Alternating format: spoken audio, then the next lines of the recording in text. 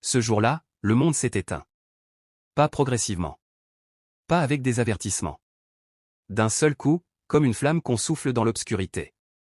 Les envahisseurs sont apparus, et avec eux, la fin de tout ce que l'humanité avait bâti. Face à cette menace sans nom, sans visage compréhensible, le monde n'avait qu'un seul rempart, les 9 étoiles. Les 9 guerriers les plus puissants de l'humanité. Les ultimes gardiens. Ceux que l'on pensait intouchables. Ils ont tous été balayés. Tous, sauf 2. La poussière retombe lentement sur un champ de bataille qui ressemble désormais à une cicatrice ouverte sur la terre. Les débris fument encore. Les corps des compagnons tombés gisent quelque part dans ce chaos silencieux. Et au milieu de tout ça, un homme s'appuie sur son épée comme s'il était la seule chose debout dans un monde qui s'effondre. Il s'appelle Zénon Glorieux. Chef de la glorieuse famille Glorieux. Le guerrier le plus puissant parmi les 9 étoiles. Et en ce moment, même lui semble à bout. Sa voix brise le silence d'une seule question. On est les 2 derniers? La femme à ses côtés tourne lentement la tête vers lui. Eret Kovan. Mage défensive 9 étoiles. Son visage est marqué par l'épuisement, mais ses yeux restent clairs, lucides, presque douloureux de lucidité. Oui, dit-elle simplement. Tous les autres sont morts. Un silence s'installe. Lourd. Insurmontable. Puis elle continue, comme si prononcer les noms à voix haute rendait leur mort encore plus réelle. Liliana la prophétesse. Galahad l'invocateur. Ils n'ont pas eu la moindre chance. Aucun d'eux. Et pourtant, c'étaient des 9 étoiles. Zénon relève les yeux vers l'adversaire qui les domine toujours. La créature est là, immobile, comme si tout cela n'était pour elle qu'un simple échauffement. Aucune blessure. Aucune fatigue visible. Juste cette présence écrasante qui défie toute logique. Concentre-toi uniquement sur la défense, dit-il à Eret, la voix ferme. Eret le regarde, stupéfaite. Qu'est-ce que tu comptes faire? La réponse tombe comme une évidence. Lui faire mal. Eret serre les dents. Elle n'a pas besoin de lui rappeler l'évidence, et pourtant, elle le fait quand même, parce que c'est la seule chose rationnelle à dire dans cette situation insensée. Zénon. Même à 9, ensemble, on n'a pas réussi à l'atteindre. Il ne se retourne même pas. Ce n'est pas une raison de reculer. Et avant qu'elle puisse répondre, il bondit. Son corps s'élève dans les airs avec une vitesse qui coupe le souffle, et autour de lui, son aura explose en un torrent d'or pur. Des éclairs crépitent le long de sa lame, zébrant l'air comme si le ciel lui-même répondait à son appel. Il ne fait plus qu'un avec son épée. Avec sa magie. Avec sa volonté. Il enchaîne 2 techniques en une seule frappe. Style du chevalier sacré, 9e forme, lame unique de lumière divine. Style de lumière sacrée, 10e forme, lumière de vie. 2 techniques ultimes. Simultanément. Ce que la plupart des guerriers ne peuvent même pas envisager. Eret le regarde depuis l'arrière, les yeux écarquillés. Cette puissance. Il n'a vraiment pas abandonné. Mais la créature n'est pas impressionnée. Elle lève simplement un bras, et des flammes en jaillissent, massives, dévastatrices, fonçant droit sur Zénon. Une muraille de feu entre lui et sa cible. Zénon serre les dents. Il ne dévie pas. Il ne recule pas. Il passe à travers. D'un seul mouvement d'une précision absolue, il disperse les flammes, son aura tranchant le feu comme du papier. Un instant de stupeur. Puis la créature réagit. Elle est déjà là, bras levés, prête à l'écraser d'un coup vertical qui laisserait un cratère à la place de son corps. Eret. Un seul cri. Un seul nom. Mais Eret avait déjà compris. Sa magie explose sous ses pieds. Des blocs de pierre arrachés au sol s'élèvent en une fraction de seconde, formant une plateforme improvisée qui permet à Zénon de prendre appui et d'esquiver l'impact. Rebondissant sur la dernière pierre, s'abat sur le monstre de toute sa force. L'explosion du choc se répercute comme une bombe. Une onde de choc qui déchire l'air, soulève la poussière, fait trembler le sol. Eret retient son souffle. Cette technique, avec cette puissance. Puis la fumée se dissipe. La créature est debout. Intacte. Pas une égratignure. Pas une marque. Comme si Zénon n'avait frappé que du vide. Et pourtant, Zénon n'abandonne pas. Il libère son aura d'un coup, l'énergie dorée tourbillonnant autour de lui comme une tempête vivante. Sa voix résonne, brisée mais résolue. Ce n'est pas encore fini. Puis il crache du sang. Viol. Abondant. Le genre de signe que le corps envoie quand il est déjà bien au-delà de ses limites. Zénon. La voix d'Eret se brise. Ton corps ne peut plus supporter ça. Il ne ralentit pas. Je m'en fous. Eret le regarde. Vraiment le regarde. Cet homme qui a tout donné, qui donne encore, qui est prêt à se détruire lui-même pour tenter l'impossible une dernière fois. Elle voit dans ses yeux qu'il ne plaisante pas. Qu'il ira jusqu'au bout. Jusqu'à ce qu'il n'y ait plus rien à donner.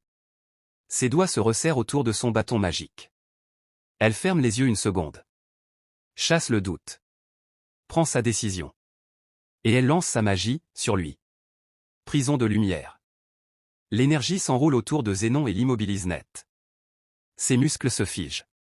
Son aura s'étouffe. Il ne peut plus bouger. La stupeur dans sa voix est totale. Qu'est-ce que tu fais, Eret? Elle le regarde droit dans les yeux, sans trembler, sans reculer. Et sa réponse tombe, simple, absolue, comme une décision qu'on a prise depuis longtemps sans le savoir. Tu es le dernier espoir qu'il nous reste pour sauver ce monde. Une pause. Je ne te laisserai pas mourir ici. Mais de quoi tu parles? La voix de Zénon résonne comme un coup de tonnerre. Il se débat contre la prison de lumière, ses muscles tendus à l'extrême, son regard brûlant de colère et d'incompréhension. Si on ne tue pas cette chose, on est tous morts de toute façon. Eret ne scie pas. C'est exactement pour ça que je te confie tout. Sa voix est calme. D'un calme qui fait bien plus peur que la créature qui se tient derrière eux. Le calme de quelqu'un qui a déjà accepté ce qui va arriver. Je sais que tu peux changer ce futur sans espoir. Ses mains plongent dans ses habits. Elle en sort un objet étrange, une montre ancienne, au mécanisme complexe, dont le métal semble vibrer d'une énergie qui n'appartient pas à ce monde. Elle la tient avec la délicatesse de quelqu'un qui manipule quelque chose d'irremplaçable. Mais derrière eux, la créature ne les regarde pas se dire au revoir. Elle tend la main. Un cercle magique se forme lentement dans sa paume, dense, incandescent, chargé d'une puissance d'annihilation absolue. Elle prend son temps. Comme si elle savait qu'ils n'ont nulle part où aller. Il n'y a pas le temps d'expliquer. Eret s'élance vers Zénon. Ses yeux croisent les siens, et dans ce regard, il y a quelque chose qui ressemble à de la culpabilité, et à de la certitude absolue. Promets-moi quelque chose. Zénon la fixe, déstabilisé malgré lui. La prochaine fois, ne les laisse pas faire. Ne les laisse pas gagner. Fais-le pour tous ceux qui sont morts. La montre s'ouvre. Une lumière en jaillit, douce d'abord, puis de plus en plus intense, enveloppant Eret comme si elle était au cœur d'une étoile naissante. L'air autour d'elle se met à frémir. Zénon hurle. Qu'est-ce que tu veux dire? Qu'est-ce que tu comptes faire? Mais elle ne lui répond pas. Elle le regarde. Juste le regarde, comme si elle voulait graver son visage dans sa mémoire pour l'éternité. Je te confie ce monde en tant que dernier espoir de l'humanité. Lâche-moi, Eret. Je vais me battre aussi. Il se débat encore, et cette fois quelque chose dans sa voix a changé. Ce n'est plus de la colère. C'est de la peur. La peur de comprendre ce qu'elle est en train de faire. Il tourne la tête vers la créature. L'énergie dans sa paume est désormais pleine. Prête. La chaleur qui en émane est perceptible à des dizaines de mètres. Il tourne à nouveau la tête vers Eret. Elle pleure. Silencieusement, sans trembler, sans gémir.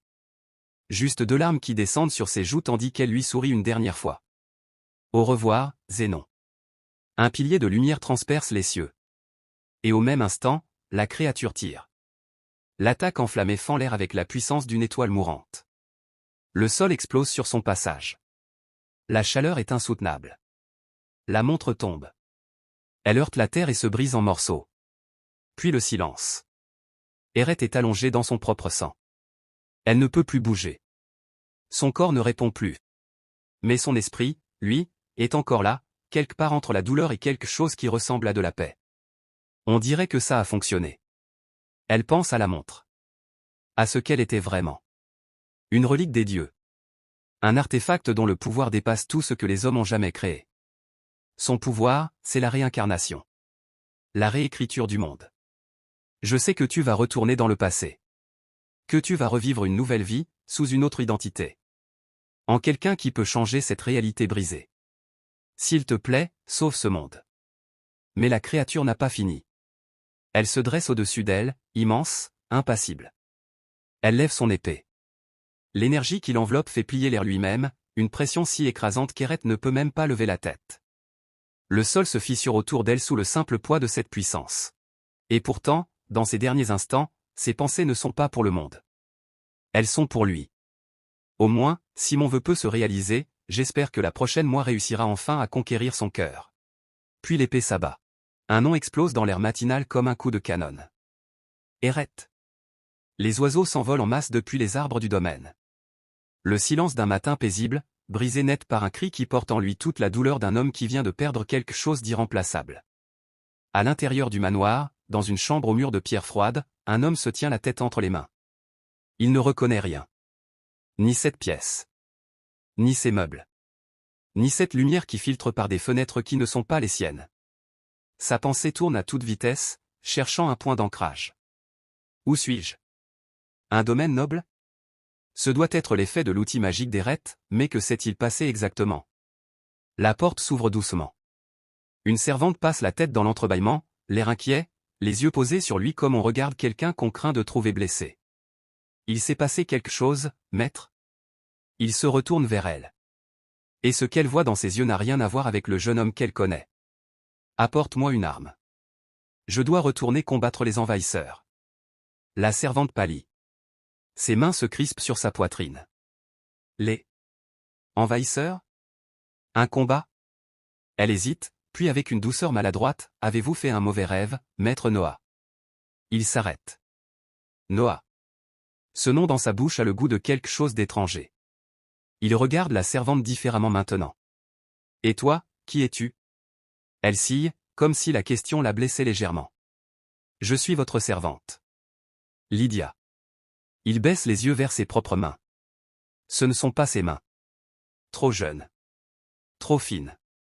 Sans les cicatrices qu'il a accumulées pendant des années de combat. Il les retourne lentement, les examine comme s'il tenait entre ses paumes la preuve d'une vérité qu'il n'est pas encore prêt à accepter. Qu'est-ce qui se passe? J'ai pris possession de quelqu'un. Non, attendez. Il se lève d'un bond, si brusquement que Lydia recule d'un pas. Où suis-je? Et qui suis-je censé être? Elle s'approche prudemment, le regard chargé d'inquiétude. La fièvre vous fait-elle délirer à nouveau? Il lui attrape les épaules. Fermement. Pas violemment, mais avec une autorité qui n'a rien d'un enfant malade. Réponds-moi. Lydia déglutit. C'est le domaine de la famille d'Ascol. Et vous êtes le 4e fils. Maître Noah d'Ascol. La famille d'Ascol. Le nom lui tombe dessus comme une pierre froide. Il relâche ses épaules lentement, ses yeux perdus quelque part entre le présent et un passé qu'il est le seul à porter. Quelle année sommes-nous? Par le calendrier du royaume. Nous sommes en l'an 850. Il s'assoit sur le bord du lit. Le mot sort de lui comme un murmure. 850. Les pièces s'assemblent une à une dans son esprit, avec la précision froide d'un stratège. L'outil magique d'Eret. Elle m'a réincarné. 10 ans avant la guerre contre les envahisseurs. 10 ans. Il a 10 ans devant lui pour changer ce que personne n'a pu empêcher. Mais il y a quelque chose qui le fait grimacer davantage que tout le reste. Et dans le corps d'un Dascol. La famille des mages épéistes maléfiques. Les rivaux jurés des chevaliers sacrés comme moi. 3 coups frappés à la porte. Net, assuré. C'est Célina. Elle entre sans attendre, tenant une tasse avec la délicatesse de quelqu'un qui transporte quelque chose de précieux. Maître Noah, voici votre médicament. Votre dose habituelle. Maître Skull l'a préparé personnellement, par égard pour votre santé. Il prend la tasse. La regarde. Le liquide à l'intérieur semble parfaitement ordinaire. Il la jette au sol. L'impact est sec. La porcelaine éclate en dizaines de morceaux. Le contenu se répand sur les dalles, et quelque chose d'étrange se produit, le liquide se met à mousser légèrement contre la pierre. Les 2 servantes sont pétrifiées. Des pas dans le couloir. Lourd, coordonné. La porte s'ouvre sur 3 gardes, et celui qui les mène s'avance avec la posture de quelqu'un habitué à faire peur. Salutations aux jeunes lames de la grande famille d'Ascol. Vous êtes qui, vous? Le garde baisse les yeux vers les débris au sol. Quelque chose change imperceptiblement dans son regard. Nous avons entendu du bruit et sommes venus vérifier. Maître Noah, comment avez-vous pu rejeter la bienveillance de Maître Skull? Je vais en préparer une nouvelle dose immédiatement. Un médicament. Il laisse échapper un rire sans humour. Arrêtez vos conneries. Le garde se raidit. La fièvre vous a-t-elle fait perdre la raison? Je ne tolérerai aucune insulte envers Maître Skull. Alors pourquoi vous ne le buvez pas vous-même? Silence. Parce que c'est du poison. Le pouvoir d'un noyau sacré réagit à toute impureté. Ce liquide qui mousse ne laisse aucun doute. Le masque du garde glisse. Juste un instant. Mais c'est suffisant. Alors je vais être obligé de vous le faire avaler de force. Et lui, sourit. Pas le sourire d'un enfant malade. Celui d'un guerrier qui vient de confirmer ce qu'il soupçonnait. Enfin. Le masque tombe. Il redresse lentement les épaules, et quelque chose dans sa posture change, comme si une deuxième personne venait de prendre les commandes de ce corps. Donc vous êtes mes chiens de garde. Très bien. J'avais besoin de m'habituer à ce corps de toute façon. Je vais m'échauffer un peu avec vous.